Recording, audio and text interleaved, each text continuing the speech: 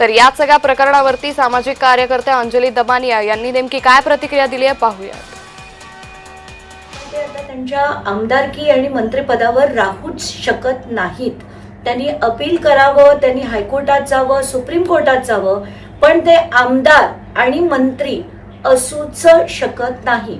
याचं कारण असं की सेक्शन 8 हा रिप्रेझेंटेशन ऑफ पीपल्स ऍक्ट 1951 या कायद्यानुसार कुठलाही आमदार जर त्याच्यावर 2 वर्षाच्या वरची 2 वर्ष किंवा त्याच्यावरची शिक्षा जर त्याला झाली अगदी छोट्यातल्या छोट्या कोर्टात सुद्धा, तर तो वरच्या कोर्टात त्याच्या विरुद्ध अपील करू शकतो, पण तो आमदार राहू शकत नाही. त्याच्या पहिल्या दिवशीपासून हे ऍप्लिकेबल आहे.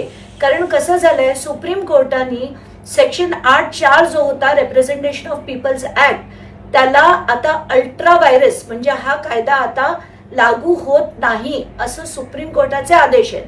त्या आदेशाप्रमाणे आता 8(4) जर नसेल तर माणिकराव कोकाटे वरच्या कोर्टात नक्कीच जाऊ शकतील, दाद मागू शकतील, पण पहिल्या दिवशीपासून त्यांची आमदारकी आणि मंत्रीपद याचा त्यांना तातडीने डिस्क्वालिफिकेशन हे महाराष्ट्र सरकारतर्फे झालं पाहिजे.